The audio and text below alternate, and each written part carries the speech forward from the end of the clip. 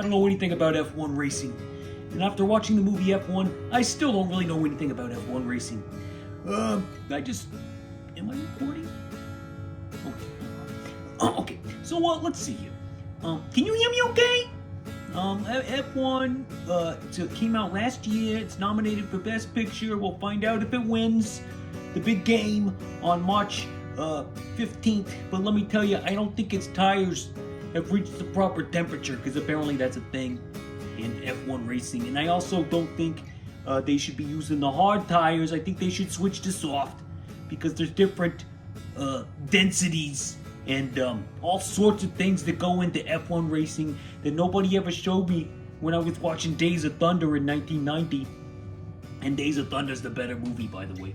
Maybe, here's what I think, okay? A lot of people like this movie. I think a lot of filmmakers and people who know about the technical aspects that go into filmmaking, like editing and how to get certain shots, are really impressed by this movie. And good for them, And maybe if you saw it in the IMAX, give it an extra thumb up, okay? Give it an extra for my final rating. But for me, watching at home on my Apple TV, I was not impressed. In fact, it was kind of dull. It just felt like the same formula, no pun intended, over and over again for 156 minutes. You got you got the retired racer. You got old Brad Pitt coming in there, living in Cliff Booth's trailer, listening to his Led Zeppelin, his $5 million soundtrack songs, his Queen. And he's coming out there, he wakes up from a nap, and then he hops into his car immediately without even doing much, but dipping his face in the water and doing some pull-ups. How professional athletes are. I'm sorry for my voice, by the way. I've got some allergies and so I'm getting over some stuff. Okay, but So he goes out there on the track and he starts zooming around. He starts zooming around, and it's that.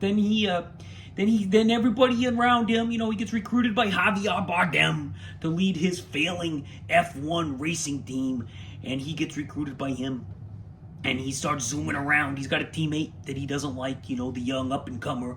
The grizzled veteran and the up-and-comer aren't getting along. You know this. You've seen this story before 1,000 times, okay? And this time it's in F1 racing, though. So then he gets in the car, and then he made around what's the old guy doing? He's out of his gourd.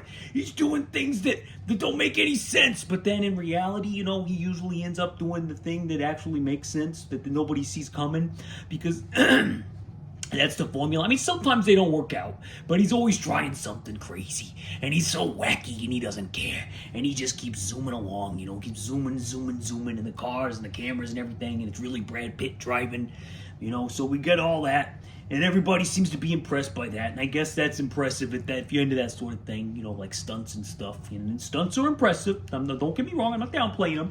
This is just not my cup of tea as far as an engaging film, because the story here, it's not that interesting to me. I didn't find it very, very engaging, and the character, I don't know if Brad Pitt was actually that invested in his character. I think he was far more interested in getting behind the wheel. So here's what they should have done. They should have just made a 90-minute movie with all these cool camera shots, and then made just kept it all out on the track, and so that way you get all the spectacle, you get the huge IMAX, you can still get the IMAX, you can still throw in your Led Zeppelin songs, and then you can just, that's what everybody came for. Nobody cares about what's going on off the track, and if you do, I feel sorry. There's one part where I felt like maybe they were gonna hook me in. It happens 45, 50 minutes in, maybe there's a big crash, and I thought maybe something big and eventful was going to come out of this, but no, not really. Just keep zooming along and doing the same formula. So I don't particularly care for this movie. It kind of makes me a little annoyed that this got into the Best Picture race and Weapons didn't, because Weapons was so much more up my alley. But hey, awards are not meant for Jeremy. They're not targeting Jeremy. So if it was up to me, though, I would definitely take out F1 from the Best Picture lineup and plug in Weapons instead, because Weapons, that's a movie. F1, that's not a tree. This is a tree. 2 thumbs up. Oh! Sorry, Ebert, Siskel, Dick Roper. Don't get the estates after me. 2 stars. Hey, why don't I just do that? 2 stars out of 5 for F1. And if you see it in a big, huge IMAX, probably add an extra star. Oh, and if you're middle-aged or older and you like sports, then this is probably 5 thumbs up. But for me, who's far more into I do like sports movies. I like sports movies better than real sports. So don't get me wrong there. If it's done well, I can fully get on board. But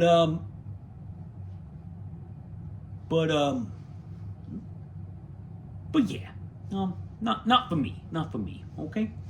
What else did I watch this week? I watched a movie called Sorry, I got distracted. Stupid Emily sending me email messages while I'm trying to record, sending me text messages while I'm trying to record, and now she throws me off track. Now I gotta think about real life. Gotta think about how it's gonna affect my day when I'm supposed to be sitting here having fun. Okay. Calm down. Jimmy's still... Ocean waves. I love you, Emily. I love you with all my heart. Like all these romance movies from last month that I haven't switched out yet to the big spring movies. What are we gonna put on spring, huh? Hard bodies? Nah, I don't know. I haven't decided yet. What was I? Second movie? Running Scared. Do you remember this one? It's not the Billy Crystal, Gregory Hines one. It's the Paul Walker one from 2006. It was showing locally in my local theater back in 2006. And I remember I saw it based off of some scuttlebutt on a message board saying that, it was a really good, engaging movie. But watching it then, I didn't care for it. And so I thought maybe I just needed a second viewing, The only thing I remembered was a creepy scene in like a preschool with some creepy character, the guy from Glenn Ross who kicks Shelly out of his house. It's all I remember. And so I watched it again. I got it on DVD. I found it actually at a Goodwill. I wasn't even looking for it, but I found it and I remembered seeing it. So that's why I watched it a little late this week. Not that anybody cares about any of this, but it's for me. It's for my brain, my memory purposes for old age. So I watched it again, and I hated it again. I hated it even more this time. Every other word is F. This is such cheap writing, I must say. These are the types of screenplays I was writing. Excuse me. These are the types of screenplays I was writing back when I was like 12 and 13 after I had seen Pulp Fiction. F this, F that, MF, F. This is cheap writing for somebody who thinks that he's writing clever dialogue but can't actually write dialogue. Tarantino, friends, is unimitatable, okay? He is, he's in a league of his own insofar as dialogue goes. Only he can do what he does, and he does it phenomenally well. I don't know how he does it. Because whenever anybody else tries to do it, it just comes off as really bad, like cringy, like Rob Zombie dialogue. And I love Rob Zombie movies, okay? Don't get me wrong. Visually, I think they're fantastic. But dialogue is not his strong suit because he's just doing F this, F that, F this, F that. And that's not good writing. It's not creative writing. It's just bad writing, okay? So that's the big roadblock for starters. In Running Scared, there's more than that though. There's another big roadblock. It's very dated. Like it's like Tony Scott Jr. So like quick cuts, Dutch angles, just like really dark visuals. I think it was shot on digital because it looks like mid-2000s crap. Digital, really. It does not look good. Aesthetically, it's just awful to look at. I hate Paul Walker, so there's that. I'm not trying to be mean. Rest in peace, Paul. That's as far as I'm going to take it. And he's just not my cup of tea. And one Paul Walker that I like was in, Pleasantville, where he plays a nerd. And I think maybe, was he in Tammy and the T-Rex? He was okay in that. But other than that, I find him to be a black hole of charisma, and I can't figure out why he was ever a real star. But hey, that's neither here nor there. That's why I don't like Vin Diesel either, and that is why, friends, I've never seen a Fast and Furious film. Okay, so running scared. Getting back to it. Yeah, everything about it just sucks. Okay, so I'm not trying to be mean. I'm not trying to be one of those negative Nellies on the internet, but I just don't understand. Like the whole premise of it is just it's stupid. Like the character is this guy whose gun is involved in a police killing, so he goes down to his basement where he sees that obviously his kid has been playing very recently, and he decides, I'm not going to check anything else around this basement. I'm just going to assume I'm the only one down here, and I'm going to open my secret wall hiding place, which is obvious as hell, and all it would take is one hockey puck and smacked into the wall for anybody to hear that it's hollow is all get out. So he opens up his hiding place, puts the gun in there, there's all sorts of drug money and crap in there, closes it up, his kid's watching, his kid's best buddy, the Russian Oleg, is watching, and they see where the gun gets put, and the little Russian boy who lives next door, he ends up taking the gun, and he goes home, and his daddy's watching, the Russian daddy's watching a John Wayne movie, and the kid says some very bad things about John Wayne, and then the dad gets mad, and then the dad gets mad at the Russian mom, and then the little boy takes the gun, shoots the dad. The gun flies over next door to Paul Walker and his family, including his wife Vera Farmiga, who is always nice to see. And then Paul's like, he goes next door, and he finds out that he probably has his gun, and he's got to get that gun back because it can get tied back to him, and if it gets tied back to him, then something awful happens. So he becomes obsessed with finding the gun, and that's the whole movie: finding the kid, finding the gun, and I don't. Once the gun is out of the kid's hands, and he knows it's out of the kid's hands, and it's like disappeared out of a toilet, then why? I don't know. I couldn't figure out why he cared so much. Maybe it was in there, but I'm going to be honest. I didn't find the movie that worth diving into. It just was an excuse for F-bombs, bloody scenes, Tarantino rip-off sequences like the aforementioned preschool type of deal, which was just bizarre to me and so dark, and it was still trying to be funny. And I was just like, this is just sick. This is just sick. I don't want to watch this nonsense. There was an episode of the VHS horror thing that did something similar, and it did it much better and creepier. And this is just, I don't know, just came off as silly and like legitimately I wouldn't even say exploitative. I would say like legitimately excuse me, not nuanced. It was just shock value for the sake of shock value in a movie that's clearly trying to get your ruffles up, and it just didn't work for me, and nothing else worked for me. I give it one thumb. Okay, one thumb is actually very bad. Okay, this thumb right here, if you see just the thumb, that's no good. That's no good. That means bad. Okay? No thumbs is even worse. So at least it's got that. I think if it had a better writer, a better director, and Paul Walker wasn't in it, it might get up to 2 thumbs. But not really. I just don't see there's any. I don't think there's any salvaging this film. I really don't. Running scared. 1 thumb. Barely up. 1 thumb down. Say thumb down. It's going down, buddy. 1 thumb down. Let's say that. Can I do that? Oh, that's copyrighted. My producer's telling me that is copyrighted. So 1 thumb up for running scared. Yeah, that might be copyrighted too. I don't care. I'm a rebel, Dottie. I'm a rebel, Dottie.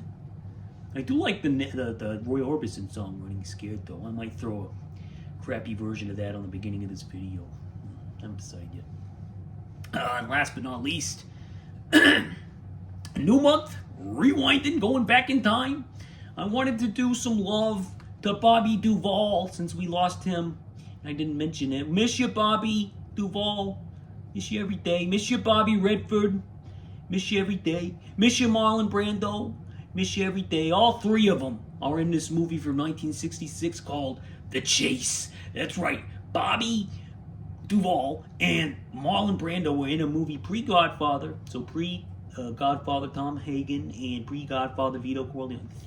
Thinner Marlon. He was a lot thinner in this, you know. He's always been beefy, but he was pretty slim as far as Marlon Brando goes.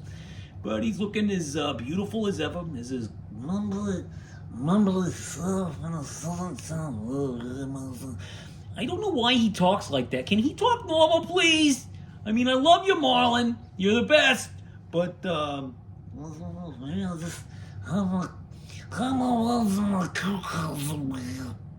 I doing a good job? I doubt it. I don't do a Marlon that well. Look at him, Mexican. I can't do it. And then Duvall, you know, hey, Dog, hey, I swear you're my sweetest little girl. You can squirt a few. I can't do him either. Anybody else I can't do? Can I do Bobby Redford? Hell no. Nobody can. He's one of a kind. Nobody looks like him. Nobody sounds like him. He's just a big, gorgeous, beautiful man. And when the movie starts, he's the main thing, and you're into it. Like, oh, it's gonna be a fast-paced, fun ride. Oh yeah, the chase. Let's get it going. Yeah, the chase. But then what happens is, it settles down for like the entire middle, and it turns into like a filmed stage play with a bunch of annoying characters looking for Bubber. You know how many times they say the word Bubber? That's Bobby Redford's character, by the way, Bubber. He's escaped from prison, and he's coming back to town, Bubba. Bubba, the night he came home, they should have called it. Actually, I think they should have called it The Wait instead of The Chase, because the whole middle portion of them is him waiting for Bubber to show up. Nobody's chasing him, they're just waiting for him. The Wait. But that's not as exciting, and that doesn't give butts in the seats at the Cineplex.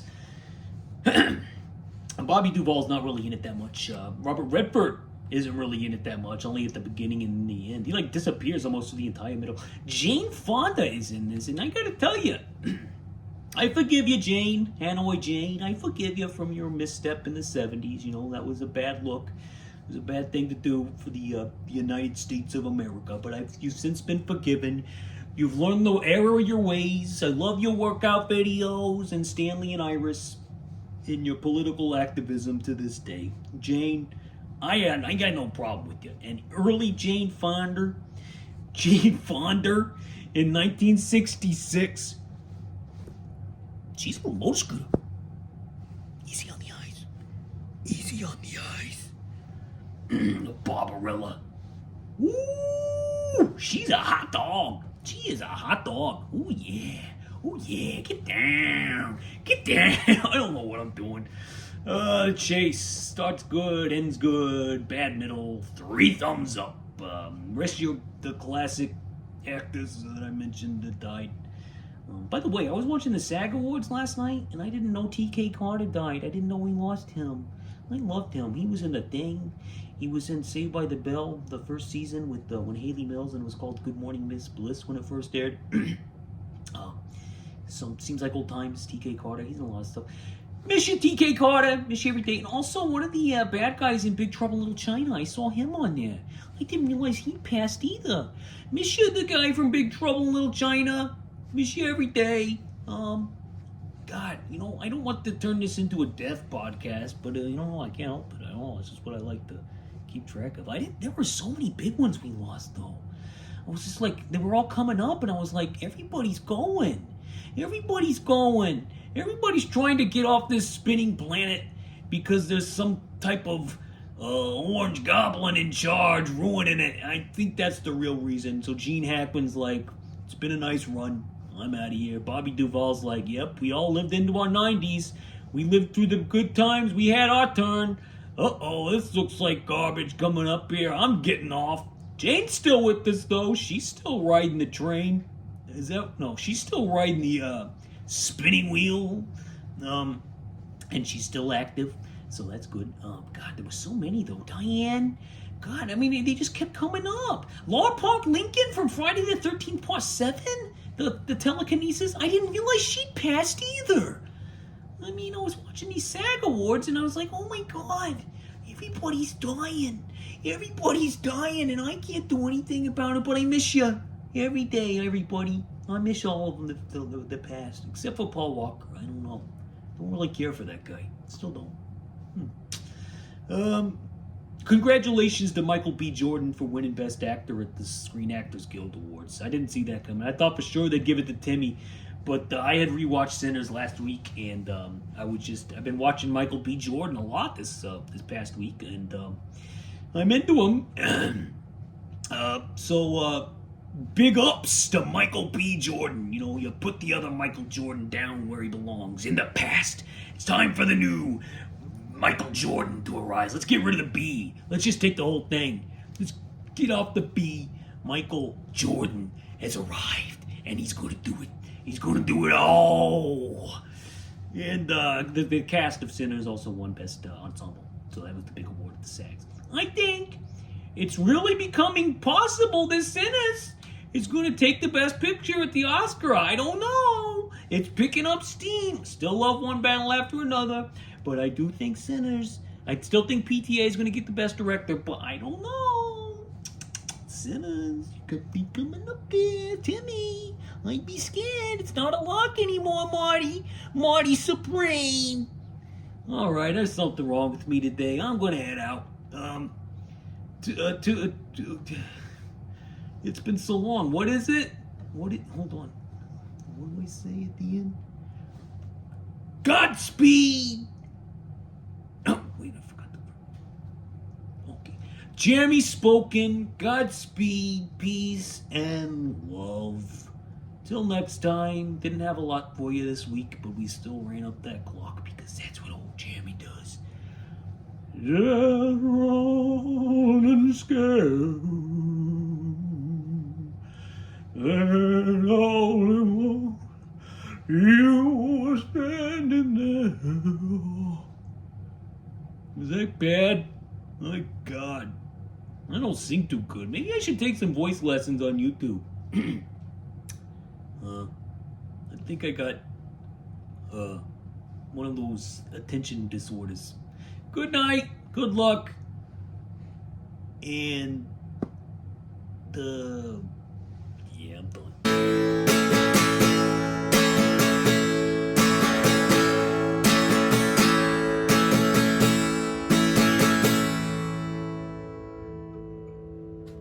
Well, that was perfect.